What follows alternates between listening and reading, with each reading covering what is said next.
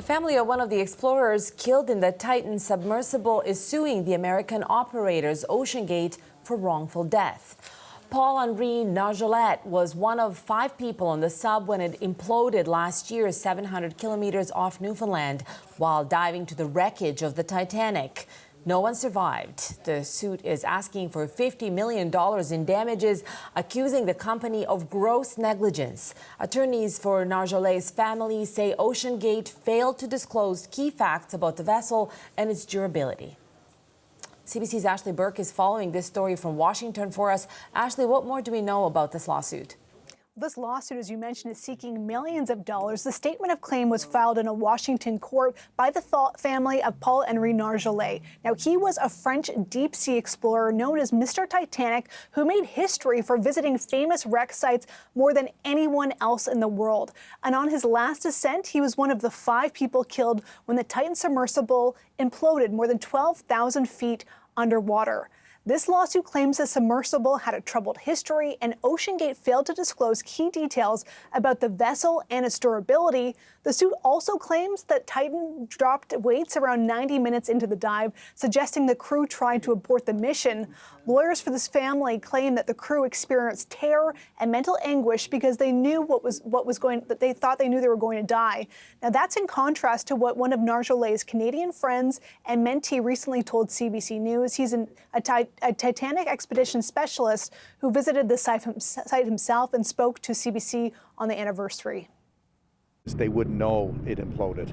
It's not like you're going to get a warning or, different sounds, or you're getting a leak when you're at that depth.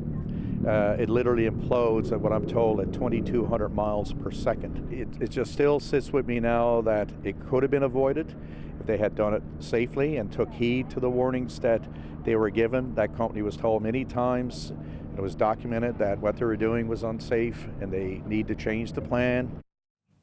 OceanGate suspended its operations after the incident and has not yet responded to CBC's request for a comment or filed a statement of defense. Now, Ashley, we're also learning more about Canada's role in all of this. What can you tell us? Yeah, Canada was deeply involved in this search because the submersible launched from a Canadian flag vessel, the Polar Prince, and it had left the port in St. John's. Now, through an access to information request, CBC News obtained more than 600 pages of internal documents that detail what unfolded hour by hour behind the scenes. It included updates flagging sensitive information that 2 family members were on board the Polar Prince when Canada was helping the U.S. search for their loved ones. Internal updates also include telling government officials about any defects and issues that were being reported live about the submersible.